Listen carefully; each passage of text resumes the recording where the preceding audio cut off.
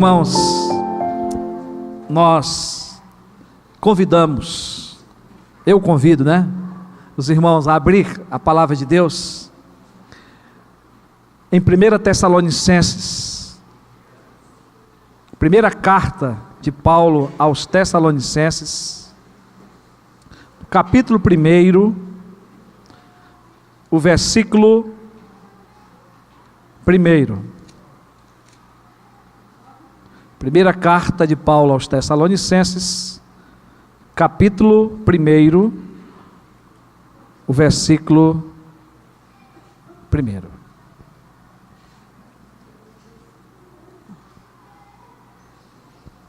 A palavra de Deus diz assim: Paulo, Silvano e Timóteo, à igreja dos Tessalonicenses, em Deus Pai e no Senhor Jesus Cristo, graça e paz a vós outros. Vamos orar?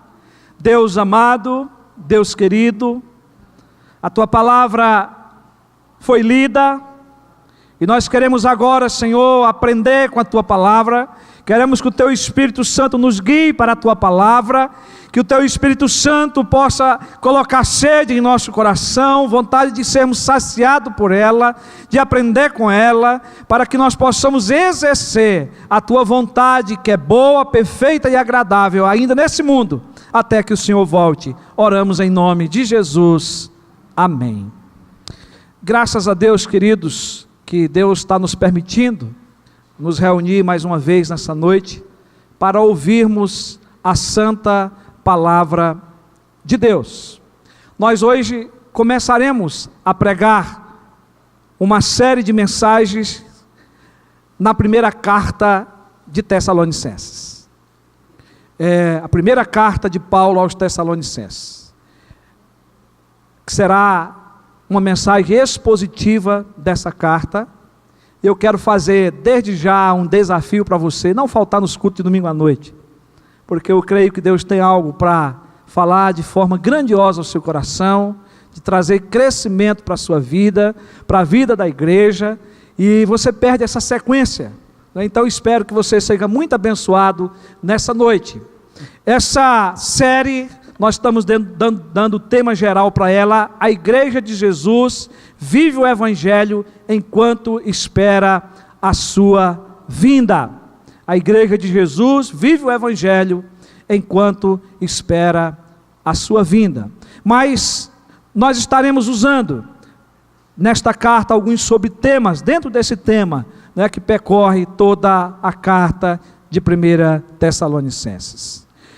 Queridos, nós já lemos o texto e, partindo para a introdução desta carta e também desta mensagem de hoje à noite, o apóstolo Paulo, ele escreveu estas duas cartas, 1ª e 2ª Tessalonicenses. Ele é o escritor, ele é o autor, dirigido pelo Espírito Santo de Deus para escrever estas duas cartas. Cartas também quer dizer epístolas, Então são duas cartas, são duas epístolas, que são direcionadas para uma igreja recém-organizada, uma igreja ainda jovem, uma igreja que está começando a engatilhar, uma igreja que está começando a aprender suas responsabilidades e a expansão do reino de Deus na terra. Ela está no começo da sua caminhada cristã. A cidade de Tessalônica era a capital da Macedônia nessa época. A sua fundação se deu no ano 315 a.C. O seu fundador se chamava Cassandro. Ele era um general de Alexandre Magno, o Grande, muito conhecido. Quem estudou história, quem fez faculdade, já ouviu falar muito de Alexandre o Grande. E Cassandro, ele deu o nome da sua esposa à cidade, Tessalônica. A esposa dele se chamava Tessalônica. Ele dá esse nome ao fundar a cidade. Antes, se chamava Terme, o local ali, o povoado que se tinha. Mas passa a ser cidade, ele chama Tessalônica. Mas se chamava Terme antes, Terme, Porque havia muitas fontes de águas termais naquela região. Hoje é a fachada longa e estreita do nordeste da Grécia, hoje na atualidade. Mas irmãos e irmãs, a cidade de Tessalônica, ela era uma cidade rica, ela gozava de uma economia florescente, uma economia que crescia, e que era reconhecida, não é, diante do mundo de então. E esse crescimento era devido, em grande parte, à sua magnífica localização, com um ponto que se abria ao mar Egeu e dava entrada e saída a grande parte do tráfego comercial entre Roma e a Ásia Menor. Então era por ali que passava o ponto comercial, né? E que isso trazia um grande crescimento para a cidade de Tessalônica. A população da cidade dos Tessalonicenses era muito numerosa, estava naquela época em crescimento, e a cidade ela era formada por uma mistura de residentes nativos e estrangeiros, agrupados em colônias das mais diversas nacionalidades. Então tinha muito gringo naquela região ali, nessa época de Paulo, nessa época que a igreja foi organizada. Inclusive, os judeus que ali estavam, tinham a sua própria sinagoga na cidade de Tessalônica. Se nós vamos conferir isso lá em Atos 17:1. Lucas, ao escrever a história dos apóstolos, da igreja, ele vai relatar que ali naquele lugar, em Tessalônica, havia já uma sinagoga dos judeus. O apóstolo Paulo, meus irmãos, como eu já falei, ele é o plantador dessa igreja de Tessalônica. A história de plantação é narrada por Lucas em Atos 17, de 1 a 9. O início dessa plantação se deu na segunda viagem missionária de Paulo. Ele tinha, nessa viagem, 2 companheiros, um ele levou com ele, e o outro ele encontrou nessa viagem, que é Silas e Timóteo. Foi o apóstolo Paulo e os seus companheiros que deram início à evangelização da Europa, de toda a Europa. Foi eles que iniciaram esse trabalho missionário, esse trabalho de pregação do Evangelho de Cristo. E eles que plantaram essa igreja de Tessalônica em apenas 3 semanas. 3 semanas de evangelização, de pregação pelas ruas, pelas casas daquela cidade, fazendo o seu trabalho evangelístico. As pessoas se prostraram diante de Jesus, reconhecendo ser Jesus o Salvador das suas vidas. Essa carta, Paulo escreve cerca de 6 meses após a plantação daquela igreja. Segundo os pesquisadores e comentaristas do Novo Testamento, esta é a carta mais antiga das que nós conhecemos de Paulo. A mais antiga. E provavelmente também o documento mais antigo do Novo Testamento. Porque essa carta é escrita entre o ano 50 e 51 depois de Cristo. São aí aproximadamente 18 anos após a morte, a ressurreição e a ascensão de Jesus. E é uma carta que, só para a sua curiosidade, você que gosta de numerologia, de números, né? Essa carta tem apenas 79 versículos. E você tem condição de ler essa carta em 30 minutos. E talvez você ainda não leu ela. Eu quero desafiar você a fazer isso em casa hoje à noite ou durante a semana. Assente-se no seu sofá, desliga a televisão, gaste um tempo de 30 minutos para você ler essa carta. E aí você vai estar inteirado daquilo que nós vamos estar pregando aqui no decorrer desses próximos domingos. Irmãos, durante a estadia de Paulo em Tessalônica, que foi curta, 3 semanas, enquanto o povo se convertia, enquanto a igreja tomava forma, houve algumas discussões com os judeus, no período de 3 sábados. 3 sábados são 3 semanas, né? 3 semanas, os 3 sábados, eles iam para a sinagoga ou pelos arredores da cidade, e eles discutiam. E Paulo, durante essas discussões, ele não tinha outra ferramenta a não ser expor as Escrituras. Está lá em Atos 17, versículo 2. Ele expôs as Escrituras àqueles homens. Judeus que conhecia a lei, conhecia a Torá, mas que não conhecia Jesus, o Filho de Deus, que era o prometido. E por esse motivo, meus irmãos, os judeus que não creram em Jesus, cheios de inveja, colocaram a cidade contra o apóstolo Paulo, até que eles fugissem dali, corressem dali de forma precipitada. Está lá em Atos 17, de 5 a 10. Eles tiveram que sair da cidade, eles tiveram que ir embora. Mas aqueles que foi semeado o evangelho no coração deles, aqueles que creram em Jesus, ficaram lá e deram sequência à igreja. Que coisa importante. E aqui já entra o papel importante do pastor, do líder na vida de uma igreja. O que eles receberam foi suficiente para que eles pudessem continuar pregando o evangelho e crendo nas verdades que eles receberam. Depois que Paulo saiu de Tessalônica, o seu intuito era de voltar para aquela igreja o quanto antes, mas não foi possível. E de Atenas, Paulo envia Timóteo de volta a Tessalônica, para saber notícia de como estava a igreja lá. E depois Paulo se dirigiu para a cidade de Corinto. Timóteo ficou um tempo em Tessalônica, foi o tempo que ele ficou animando a igreja, animando os novos crentes. Depois ele retorna para Corinto, para dar notícia a Paulo sobre aquela nova igreja.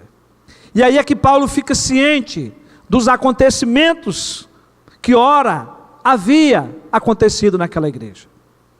As notícias que são dadas a Paulo eram boas, depois nós vamos ver isso no decorrer da carta, mas incluía alguns assuntos de imaturidade daqueles irmãos, por darem ouvidos aos adversários do evangelho. Então tinha coisa boa, mas tinha também notícia ruim. E havia adversários com ódio por Paulo. Eles desapreciavam o trabalho que Paulo tinha feito ali, com a mensagem do evangelho, e produzia contenda entre os irmãos. Esses adversários procuravam destruir o consolo e a mensagem que Paulo havia produzido naquela igreja. Havia uma preocupação sobre os irmãos que haviam morrido, sobre os irmãos que haviam dormido, entre aspas, se eles iriam participar da glória e da volta de Cristo. Está aí em 1 Tessalonicenses 4,13, depois nós vamos estudar sobre isso. E para que trabalhar? Era essa outra discussão. Por que eles tinham que trabalhar se Cristo estava para voltar para buscar a sua igreja? Está lá em 1 Tessalonicenses 4,11. Então havia problemas, havia discussões a esse respeito, faltava doutrina, faltava uma boa teologia daquilo que Paulo tinha ensinado em pouco tempo, que precisava ser ensinada, que precisava ser desenvolvida. Então essas e outras preocupações levaram o apóstolo Paulo, o quanto antes, escrever esta carta. A fim de quê? De enfrentar os adversários que murmuravam contra o seu ministério e contra as suas motivações. Capítulo 1 e 2, ele vai tratar disso. Manifestar também a sua gratidão e alegria pelas boas notícias recebidas. Capítulo 3. Ele vai agradecer, ele vai louvar a Deus pelas boas notícias a respeito daquela igreja. E resolver as questões com respeito aos que adormeceram, morreram, e sobre como Cristo voltaria. Então ele vai dar resposta aos problemas que havia. E dá também diretrizes para que não houvesse divisão na igreja. Porque todo evangelho contrário, toda doutrina falsa, divide a igreja. e exortar a todos no sentido de viverem de modo digno do Senhor, para que fossem irrepreensíveis na vinda de Cristo. Eu quero aqui, irmãos, fazer conhecido de vocês que a palavra-chave desta carta é vinda, a vinda de Cristo. A palavra-chave dessa carta é a palavra vinda. Temos 2 versículos que nós consideramos chave dessa carta. Capítulo 3, o versículo 12 e 13, que diz assim: e o Senhor vos faça crescer e aumentar no amor uns para com os outros e para com todos, como também nós para convosco, a fim de que seja o vosso coração confirmados em santidade, isento de culpa, na presença de nosso Deus e Pai, na vinda de nosso Senhor Jesus Cristo e com todos os seus santos. Paulo, nesses versículos, a gente considera chave porque ele engloba quase todos os problemas e quase todas as doutrinas e informações que ele traz nessa carta, está resumido nesses versículos. Por isso que esses 2 versículos se tornam versículos-chave dessa carta. O Senhor Jesus é visto nesta carta como a grande esperança do crente. Olha como você precisa ler essa carta, como você precisa estudar, como você precisa ouvir essas mensagens, porque nessa carta, Jesus é apresentado por Paulo como a grande esperança do crente. Jesus é aquele que morreu por nós para que, quer vigiemos, quer durmamos, vivamos em união com Ele, capítulo 5, versículo 10. Jesus é aquele que descerá dos céus, ressuscitando os que morreram na fé, e unindo aos fiéis, os que estiverem vivos, para todos estarem com Ele para sempre. Capítulo 4, 16 e 17. Então essa é uma pequena introdução a respeito da carta. Mas, irmãos, partindo para a narração do versículo que nós lemos, iniciando aí o capítulo 1, versículo 1, né, que inicia a carta. A carta começa aí no primeiro versículo com uma introdução, essa é a introdução da carta que Paulo escreveu. Nós fizemos uma introdução, né, a respeito da cidade, a respeito do trabalho missionário, de como nasceu essa igreja, quem plantou. Agora nós estamos aqui entrando na narração, na primeira parte que fala da introdução da carta que Paulo escreve. E nessa introdução podemos destacar no versículo 1, o remetente, o destinatário, que é quem vai receber, e a saudação. O versículo diz: Paulo, Silvano e Timóteo, à igreja dos Tessalonicenses em Deus Pai e no Senhor Jesus Cristo, graça e paz a vós outros. Nos versículos de 2 a 10, o apóstolo Paulo vai descrever as qualidades e características de uma igreja que vive o verdadeiro evangelho na esperança da volta de Cristo. Mas hoje nós vamos nos ater apenas no primeiro versículo. E por isso nós desenvolveremos o nosso tema geral da série com subtemas, não é? Então nós temos a igreja de Jesus vive o evangelho enquanto espera a sua vinda, mas nós desenvolveremos esse tema maior em subtemas. E por isso nós estamos perguntando como que é a igreja de Jesus, como é que a igreja de Jesus vive o evangelho enquanto espera a sua vinda. Então nós estamos fazendo agora uma pergunta, e que nós vamos dar resposta no decorrer desta carta. Então, primeiramente, essa igreja vai viver o evangelho enquanto espera a vinda de Cristo, reconhecendo e aceitando a liderança dos seus pastores, tá? Reconhecendo e aceitando a liderança dos seus pastores. Por que é importante nós tratarmos desse assunto nesta carta? Porque essa carta é a uma igreja recém-organizada, é uma igreja nova, uma igreja que conhecia seus líderes, sabia quem eram os seus pastores, e estavam ansiando para que eles pudessem voltar para tratar dos problemas que ali existiam. Eles eram submissos. E o apóstolo Paulo, ele introduz a sua epístola aos Tessalonicenses com 3 pontos de grande importância para aquela igreja. Ao receber a carta, os irmãos da igreja de Tessalônica podiam reconhecer, em primeiro lugar, quem era o remetente da mesma, quem estava enviando aquela carta a eles. Segundo lugar, que a carta estava realmente destinada àquela igreja. Então eles iam identificar isso ao ler o primeiro versículo. E também que pela saudação recebida tratava-se de assuntos espirituais, de assuntos de Cristo, de assuntos da palavra de Deus para aquela igreja. Então, quando eles lêem essa introdução, eles já têm em mente essas 3 respostas. É Paulo que está escrevendo, tá? Ela é direcionada para essa igreja, e nós temos que lê-la e entendê-la, e os assuntos são de ordem espiritual, que podia ser pessoal, mas era de ordem espiritual, bíblica e teológica para aquela igreja.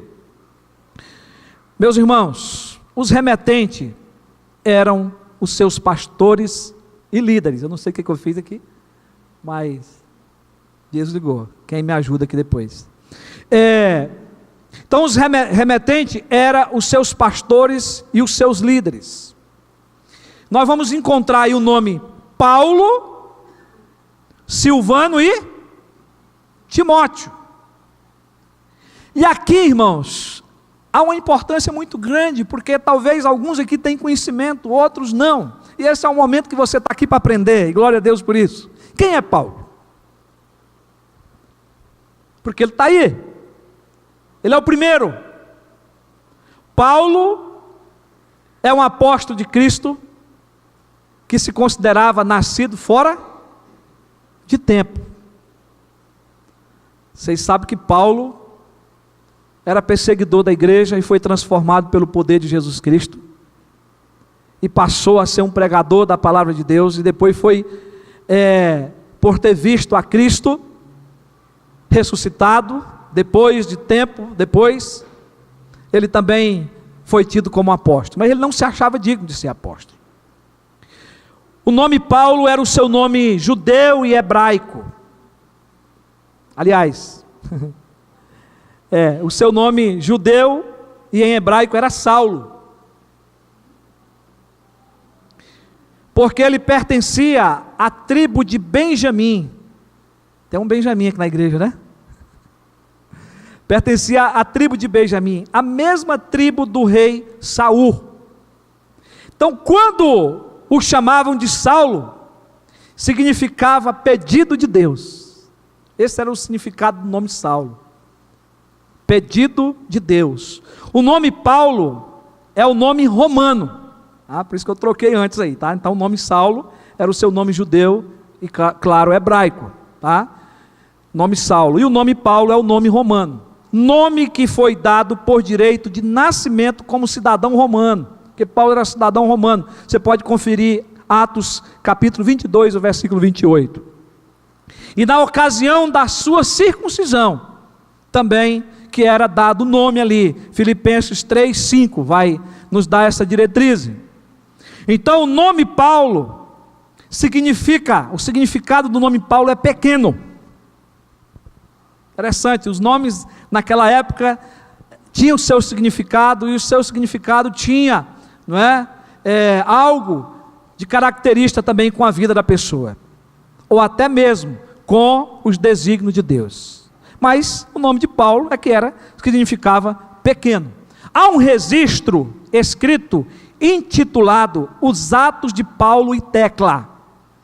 Esses registros foram escritos na metade do 2º século da era cristã, que diz algo sobre Paulo, e é muito interessante porque a Bíblia não trata disso. Esses são livros da história, livros que foram escritos naquela época e que durante a história se teve acesso. Abre aspas, falando de Paulo. Um homem calvo, de pernas tortas, forte na estrutura, pequeno no tamanho, com sobrancelhas que se encontravam uma na outra, nariz um tanto grande, olha como o homem era bonito, mas vem a melhor parte, irmãos, cheio de graça, pois às vezes parecia homem, e às vezes tinha rosto de anjo. Coisa linda. Paulo foi um servo que durante todo o seu ministério ele honrou a Cristo, ele honrou a Deus durante todo o seu ministério, e foi reconhecido e aceito como líder, como pastor pelas igrejas que ele plantou, que ele liderou, que ele doutrinou. O outro personagem que aparece aí é Silvano. Silvano era o nome próprio romano que foi dado a ele. Ele era grego, aliás, em grego, o seu nome era chamado Silas, por isso que a gente citou aqui anteriormente o nome Silas. Então, na carta de Tessalonicenses, primeiramente ele é chamado Silvano, tá? Mas o seu nome grego, em grego, era Silas. Silas foi conhecido como líder e um profeta entre os irmãos. Em Atos 15, 22 e 32, e o versículo 32 faz referência a Silas como um líder da igreja e como um profeta entre os irmãos, aquele que pregava a palavra. Igual a Paulo, ele também era um cidadão romano. Você vai conferir isso lá em Atos 16, 37. Isso tinha, naquela época, um grande significado. A pessoa ser um cidadão romano porque ele podia viajar, não é? Podia trabalhar, pregar o evangelho com maior facilidade. Ele foi preso e açoitado com Paulo em Filipos, Atos 16, 19 a 24, na segunda viagem missionária, e encorajou-se com Paulo na evangelização de Tessalônica, pregou lá, Bereia e também em Corinto, cidades que foram evangelizadas na mesma época. Seu ministério em Coríntio é mencionado com honra por Paulo, em 2 Coríntios, capítulo 1, o versículo 19. Não dá tempo a gente ler esses textos, mas você pode conferir.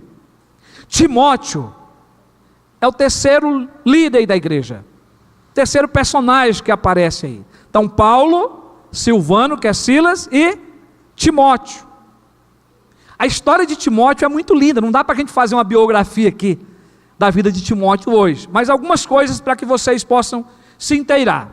Sua cidade natal era Listra, por onde Paulo passou.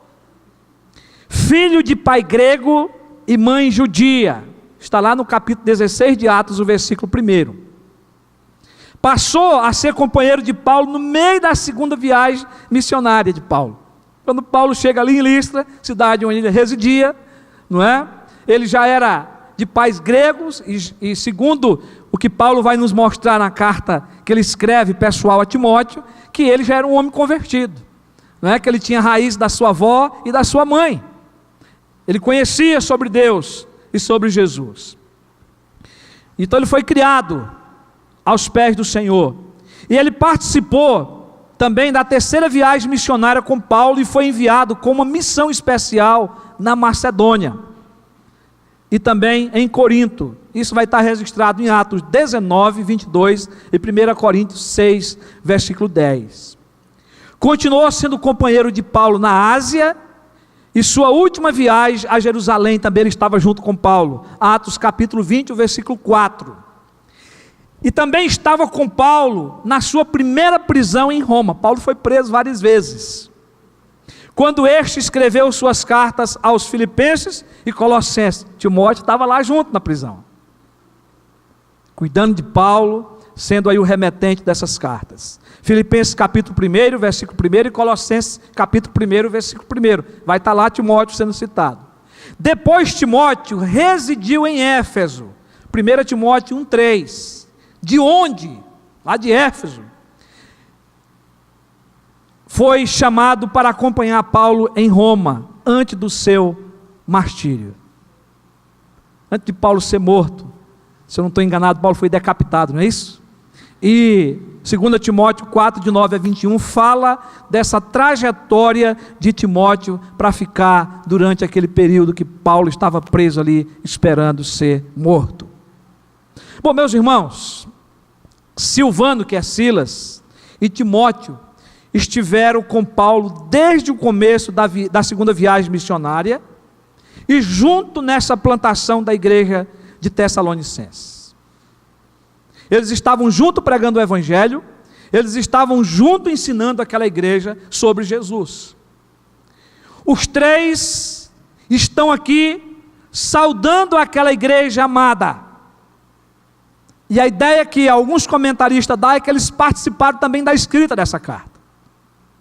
Nós não temos como detalhar isso, mas eles estavam junto no ministério, eles eram companheiros de Paulo, junto nessa obra. Então a carta enviada, ela estava destinada aí à igreja de Tessalônica, versículo 1, e é maravilhosa a forma como que Paulo se refere aí à igreja. Ele diz: à igreja dos Tessalonicenses em Deus Pai e no Senhor Jesus Cristo. E no Senhor Jesus Cristo. O termo igreja, em grego é eclésia, refere-se às pessoas que Deus havia salvado em Tessalônica. Aquelas pessoas que estavam caminhando com Cristo. Era um grupo de judeus e gentios convertidos, que agora faziam parte da igreja visível, da igreja local ali. E também faziam parte da igreja invisível e universal. A igreja que nós não conseguimos ver. Mas como que nós podemos entender isso? Pela saudação que Paulo faz quando ele está dizendo que a carta está sendo enviada a essa igreja. Ele diz: pois que eles estavam em comunhão com Deus Pai e também com o Senhor Jesus Cristo. Então nós podemos aqui ver a igreja local, mas também a igreja universal, a igreja invisível, que aquela igreja faz parte. Paulo deixa claro o novo estado daquela igreja. Eles agora são de Cristo, eles agora são de Deus, eles estão em comunhão com o Pai e com o Filho e com todos aqueles que nasceram em Cristo e aqueles que ainda viriam a crer. Mas, irmãos, a carta há também uma saudação.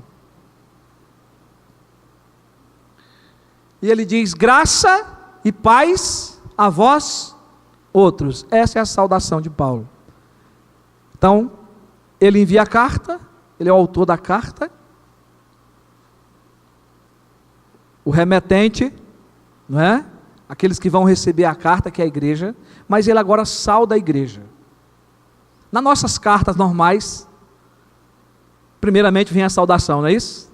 Às vezes o nome de quem escreve vem no final, mas nessa época era feito diferente. A palavra graça, que é charis, em grego, trata do favor imerecido e incondicional de Deus, ligado ao amor e à misericórdia de Deus, que é incondicional. E essa graça, os tessalonicenses tinham conhecido, porque essa graça tinha sido pregada a eles, e eles tinham recebido a salvação pela fé em Cristo Jesus, que é mediante a graça. Quando Paulo faz essa saudação, os tessalonicenses entendem do que Paulo estava falando, porque só Deus podia salvá-los da culpa e do castigo do pecado, como já foi ministrado aqui hoje na parte litúrgica do culto. A graça trata da salvação que vem de Deus de maneira incondicional, porque não é pelos nossos méritos, é mediante a fé, que é um dom de Deus, em oposição à salvação pelas obras, que não existe, mas é ensinada. E não é só no nosso tempo, naquela época. Senão, nenhum escritor da Bíblia tinha a necessidade de falar desse assunto. E Paulo é um dos que mais escreve, não é? Certificando da salvação pela graça mediante a fé. e colocando as obras no seu devido lugar, que é o papel de todo salvo fazer, e só o salvo pode fazer boas obras. Então, quando Paulo fala da graça, eles compreendiam que era a respeito da sua salvação recebida de Deus pela fé, que era incondicional, e que essa salvação estava garantida, mas havia aqueles que estavam confundindo eles a abandonarem o Senhor Jesus Cristo, a fé e a esperança que tinham. A outra palavra que aparece aí, meus irmãos, é a paz. Ele diz graça e paz. Aqui, paz em grego é eirene.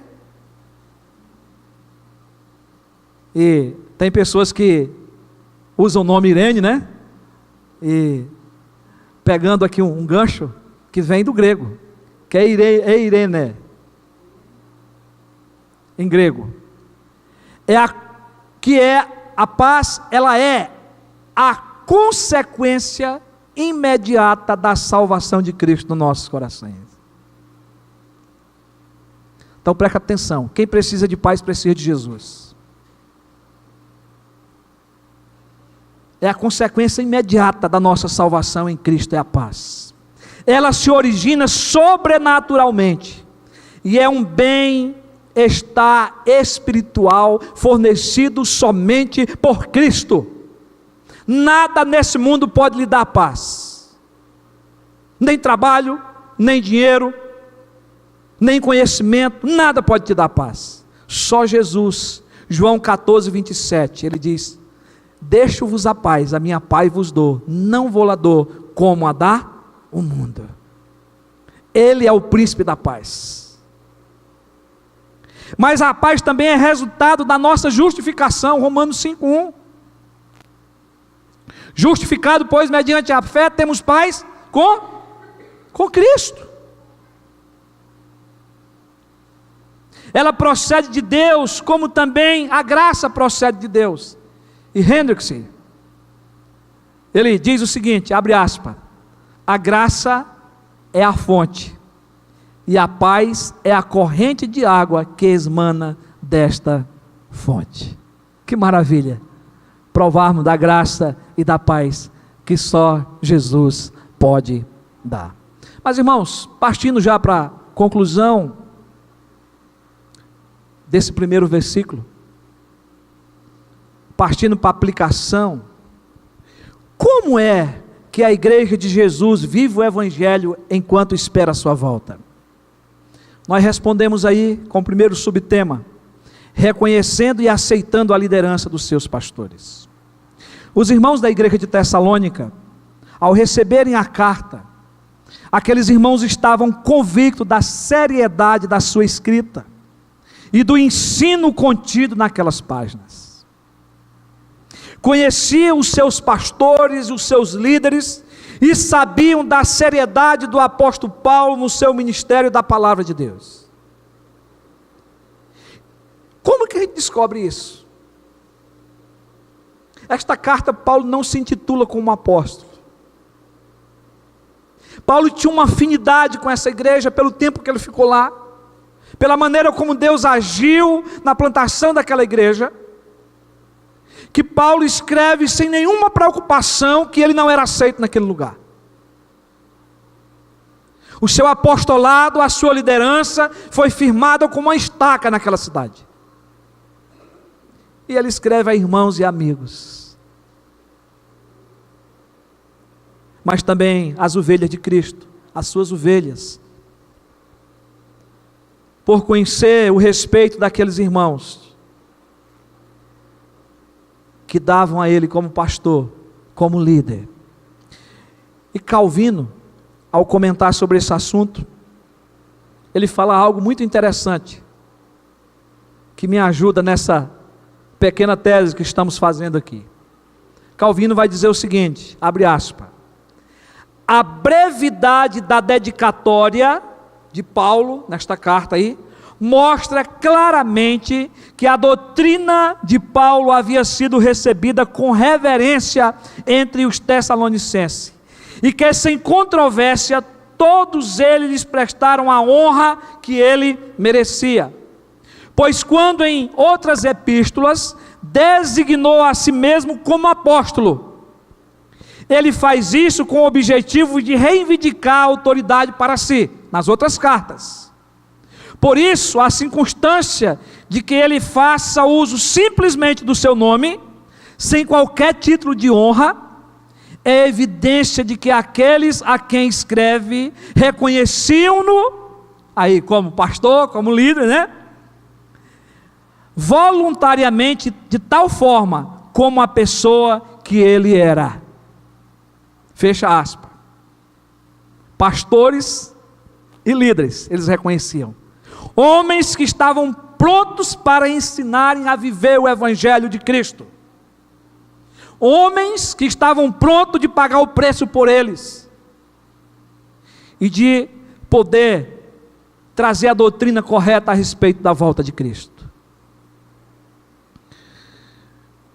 Irmãos, ao receber a epístola, a carta, eles estavam convictos e seguros dos bons ensinamentos, da resposta acerca dos questionamentos que fizeram a Timóteo, porque Timóteo foi buscar notícia e voltou e trouxe para Paulo, e depois é que Paulo escreve esta carta, e eles estão aguardando alguma resposta.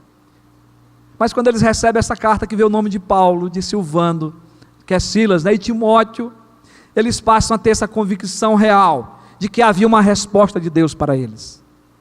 E eles recebem, porque vem dos seus pastores e dos seus líderes. Meus irmãos, nós estamos próximos à organização eclesiástica da nossa igreja presbiteriana aqui em Penápolis. Nossa, numa forma de falar, a igreja de Jesus. Amém? Se Deus permitir, ainda esse ano, nós vamos estar tomando forma, se organizando. E breve, muito breve, estaremos elegendo os nossos presbíteros e diáconos. Nossa igreja, ela é liderada por presbíteros docentes e presbíteros regentes. Guarde isso aí, viu? Presbíteros docentes e presbíteros regentes. Os presbíteros docentes são os ministros do Evangelho, consagrados para esse e outros fins na vida da igreja. Depois vocês vão aprender mais sobre isso. E os presbíteros regentes são os que representam imediatamente o povo ao conselho, que representa os irmãos, a igreja, as ovelhas, diante do conselho, tá? Para exercer junto com o pastor o cuidado do rebanho, o governo, a disciplina e também os interesses da comunidade. Então, quando você estiver elegendo os presbíteros, será para esse trabalho. Os diáconos são aqueles que cuidam da ordem do culto, da organização do culto, não é? Da ação social da igreja. Mas concluindo aqui, dentro da conclusão que nós já estamos fazendo, essa aplicação aqui, ela é de grande valor para a história da nossa igreja. Precisamos conhecer nossos futuros líderes. Lembre que a defesa que nós estamos fazendo aqui é que a igreja de Tessalonicense conhecia os seus líderes, reconhecia, estavam submissos a eles, obedientes a eles, porque entendia que aqueles homens eram homens escolhidos por Deus. Então futuramente nós vamos eleger os nossos líderes. Nós devemos desde já começar a orar por esses homens que o Senhor há de levantar, elegê-los e sermos submissos à liderança dessa igreja. Preste atenção, enquanto esses homens forem fiéis às sagradas escrituras, enquanto esses homens foram fiéis a Deus. Não tem como obedecer nenhum pastor, nenhum presbítero, que são pastores também, sem estarem fiéis às sagradas escrituras, sem estarem fiéis à vontade de Deus. Hebreus 13:17 diz assim: obedecei aos vossos guias e sede submisso para com eles, pois velam pela vossa alma. Se não velar, estão fora da palavra de Deus, como quem deve prestar contas, para que façam isto com alegria e não gemendo, porque isto não aproveita a vós outros. Então os pastores têm que ser modelo para a igreja, Os pastores têm que cuidar, têm que ser guia. E eles têm que fazer isso sabendo que eles vão prestar conta diante de Deus pelo seu trabalho. A igreja de Jesus, irmãos, a verdadeira igreja de Jesus vive o Evangelho. Enquanto espera o retorno de Cristo, a volta de Cristo, e essa igreja durante esse período, ela aceita a liderança dos seus pastores e líderes, enquanto esses homens permanecerem fiéis a Deus e à sua palavra. Então que Deus aplique essa palavra aos nossos corações, e que o Espírito Santo de Deus nos conceda crescimento durante as mensagens que seguem nessa carta, para a honra e para a glória do nome do Senhor. Amém?